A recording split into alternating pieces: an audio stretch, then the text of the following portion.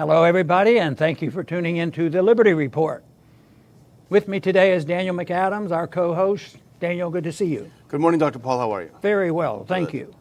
We're going to talk about an incident that's been going on for a couple years, but it sort of came almost to a climax this week, and it has to do with Chief Petty Officer Gallagher, Eddie Gallagher, because he's been in the news. We actually did a program indirectly about him, what's going on. And he's the Navy SEAL that was reported to be atrocious in the way he was dispensing military justice and how he was treating prisoners. It's sickening to read about it. I mean, we get sick hearing about all the collateral damage and people being killed, and people who defend their own country are the worst people in the world, and we call them, they're the Nazis and everything else. But anyway, a few years ago, it was the incident that we're going to be talking about. It happened in Mosul, and he walks into a place, and this is very general, and you might be able to clarify if I don't get it exactly accurate. He walks into a place like a dispensary, and they had a teenage kid in there, and they were trying to save his life, and they were taking care of him, and he wasn't comatose or anything.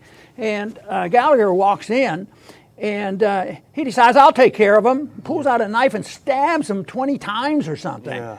I mean, it's just so sick. And then they found out that this Gallagher had killed a teenage girl, you know, for no good reason at all earlier on. So his record is horrible. Yeah. So he was finally arrested for this and went to trial, which is a little bit complex, but he was charged with a list of atrocities that he was doing. And at the last minute, there was a medic who must have been available there. He came in because everybody wanted to save Gallagher because he was a hero. You know how our military are heroes, and he's a Navy SEAL, and so they do this, and they got a medic to confess. He says, he didn't do it, I did it. Yeah. But he had already had immunity. Yeah, he was granted immunity. So that's sort of weird, and I think we had our program once on that and talked about it a little bit. But now it came back into the news because just recently they were trying to finalize this, what type of punishment, because they they threw out all the violent stuff, the thing that should have put most people in the prison for life, and they decided they would try him because he had the audacity, or there has to be a stronger word than that. So he decided after he killed that prisoner that he had his picture taken with him, you know, in a proud way. It was almost like he was holding up his deer. It's so sickening. So he finally was prosecuted for that, and he was going to lose his, they aren't stripes, but he was going to lose his pin to show trident, so he was going to lose credibility. He wasn't going to get back into battle again. But and the Navy had a process of working this out, and it was going through the process to trying to find out what the punishment should be, and Trump squelched the whole thing. He's one of our heroes. He's the one that defends our country, and he removed the charges, and he says you will not strip him of his recognition. So it's really tough, you know, situation to accept, you know, because that's part of us. That's our system. But we've always argued the case that this type of foreign policy that we follow tends to bring about some of the worst things in people. You know, war sometimes can bring out some great things of people and real heroic, you know, actions. But this was not very heroic. What that guy did was despicable. And the other thing that really annoyed me when this case was going up in court, Congressman Duncan Hunter came to the rescue. He'd been over there. He said, what's the big deal? Get the guy off. I used to do that myself. I had pictures with the people I've killed. Well, anyway, it makes us sick. We have to take this and turn it around and find something positive in this, because it's much too negative leading up to Thanksgiving. So tell me what we're going to do. Well, it's, you know, this is sort of the problem when you intervene, and Trump's intervention started way early. In fact, in July, he threatened the the military prosecutors. He said, I'm going to take away your badge that you got for this prosecution. You know, he was very, very heavily interventionist. As you point out, he was acquitted. Gallagher was acquitted of the murders, but he was convicted of posing with the corpse. And so that put him before a review board, and that's what's sort of the news this week and why we're talking about it, because there's a review board process to figure out if what he did was sufficient to be kicked out of the Navy SEALs. And that's where Trump, he is the commander-in-chief, he has the ability to do this, but the question is, when you go outside of the normal chain of command in that way, you also, invite some problems. So Trump ordered Esper, the Secretary of Defense, you better ensure that Gallagher does not get kicked out of the SEALs. Well, Esper and the chairman of the Joint Chiefs, Milley, they wanted the process to be allowed to continue. They understand that for military discipline, et cetera, let's let the review process continue. But then here comes the Navy Secretary, Richard Spencer, and this is where it gets really interesting. So you have sort of everyone going outside of the normal. So he goes around to Trump behind his boss Esper's back and said, "Hey, Mr. President, just let the thing go through. I guarantee you, wink, wink, he won't be stripped of his trident."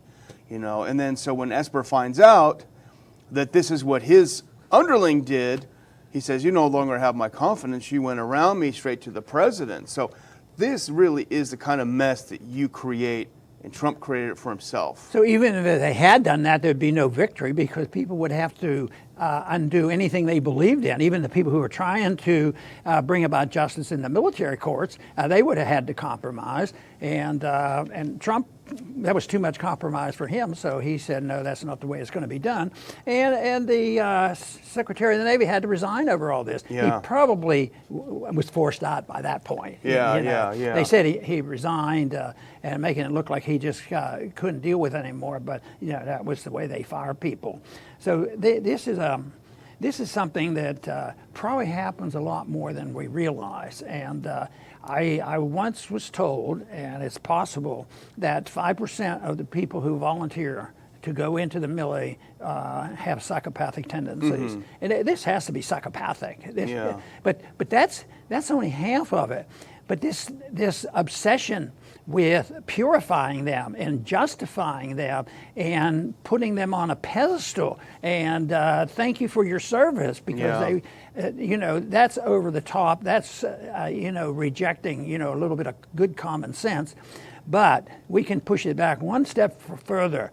That is, when we get into wars that have nothing to do with our national defense, and we have all kind of other ramifications of why people are in war and why they get annoyed and why they get tired and why they do things like this. I mean, it happened in Vietnam, too. Just think of the My Lai massacre. Yeah. They went nuts and just mowed down innocent people. And this, I think, is a consequence of people not generally exactly what they're there for. And even under the best of circumstances, some of this is going to go on. But it generally, I think, is made worse because the longer people have been over there and gone back and forth, the more they realize this war, just think of how many veterans we've worked with and talked to, that they say it's not worth it, it's not working. And just think, the fact that this was in the Battle of Mosul. Yeah. Just think, just the news over in Iraq right now is there's a stirring up. There's right. more hostilities there, same in Afghanistan. The policies of failure, why don't they listen? Why don't they look at the record? And why don't they change their foreign policy? And here, I find it a little bit discouraging that some of our alliance with the progressive left, they've sort of given up. In order for political reasons, they had to go and support Shift and a bunch of other stuff. And missing the big picture. But I was thinking about this whole thing, and it's not an easy one. It's not easy for us. But one of the things that really struck me in looking at the big picture of what's happened, especially the last week or so, is kind of a general breakdown of military discipline. Of course, the president is the commander-in-chief. He can say, okay, here's what's going to happen.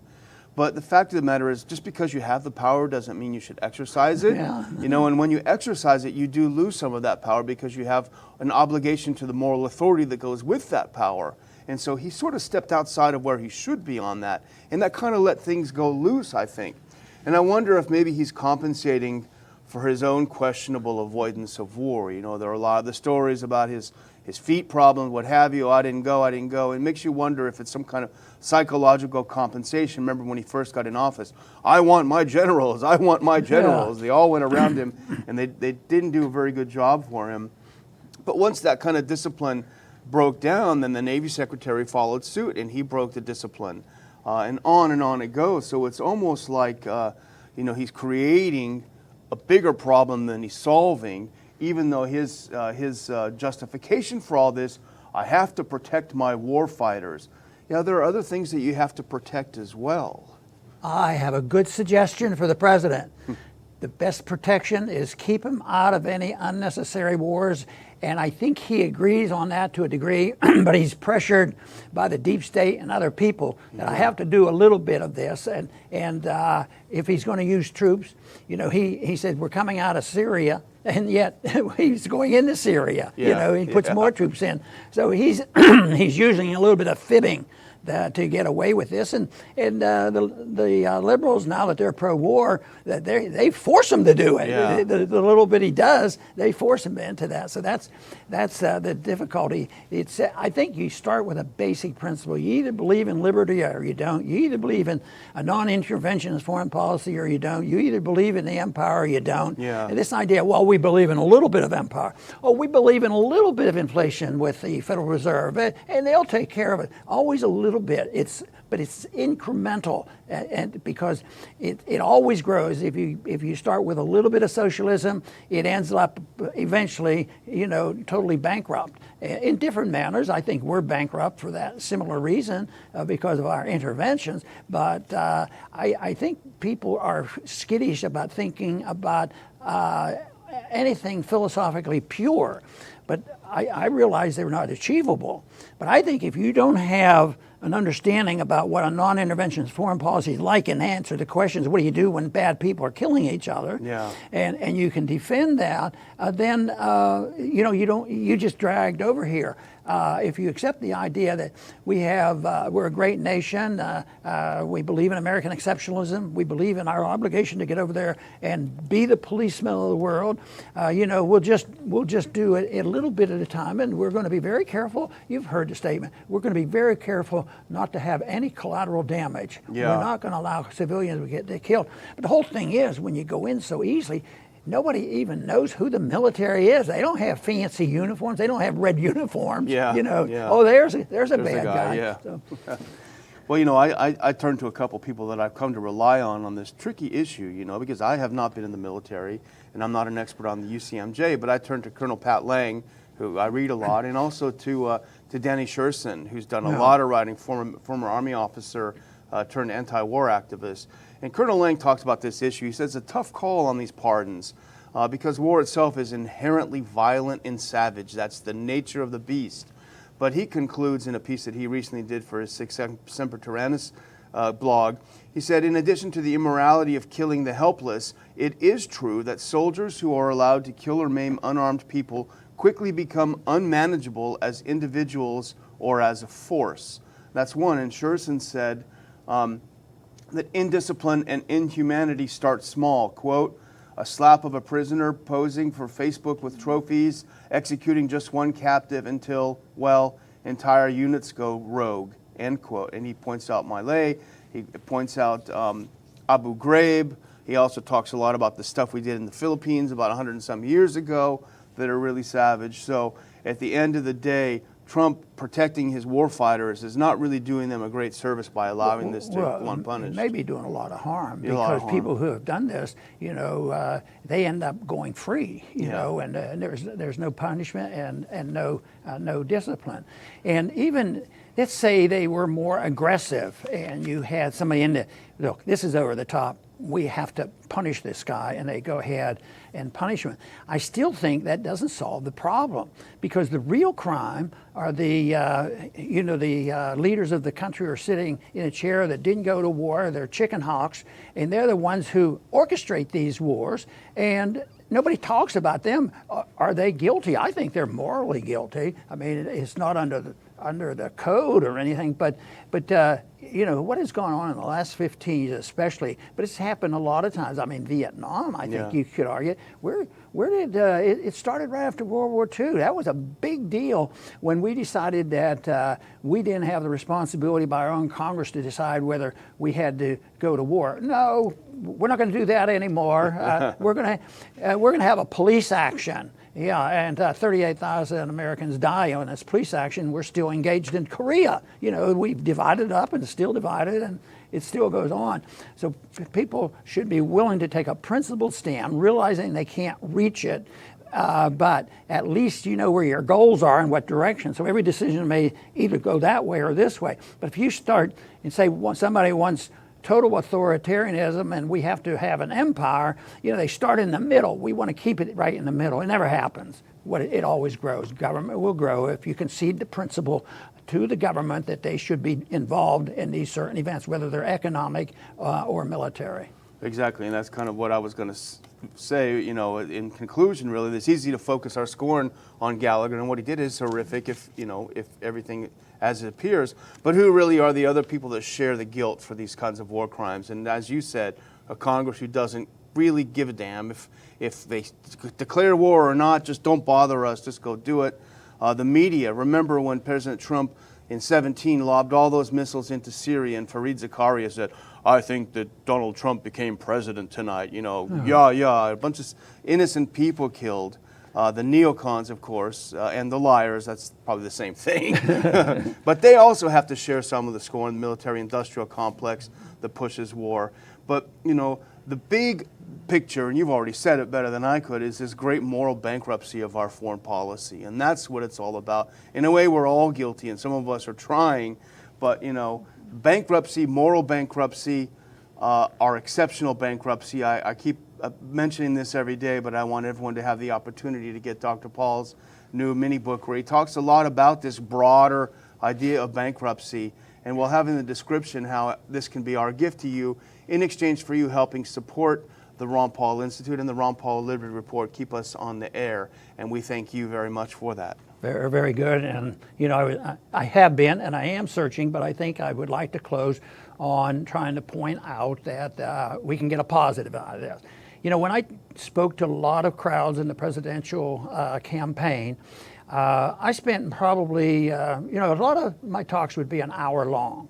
But the first 45 minutes was telling them what the problems were, you know, like we talk on here, whether it's foreign policy or monetary policy, deficits and all this, or invasion of our privacy. But then I spent the last several minutes, 10, 15 minutes, on the answer. It's not that difficult. It has a lot to do with the good part of America. And I've wondered about that until somebody pointed out, well, the way that works is people want to hear the truth, and if they admit it, then they can go on and accept it, and then they're welcome a positive answer. So for me, I think that that is the way we should do it. We should offer the truth. We also offer the solution. So we should be very thankful as Thanksgiving season comes in place, because we so far still have our right to speak out, even though it's getting more difficult. And of course, we anticipate a lot of problems. But if you admit the truth, you know what we're facing. And there are more people agreeing with us than ever before. Their voices are not heard, but they're listening, and they'll be there when we have to do something big about it. And I think that time is coming. So I'm looking forward to continuing to do this job the best we can. And I want to thank all the viewers today for tuning in, and hopefully you'll come back to our program soon.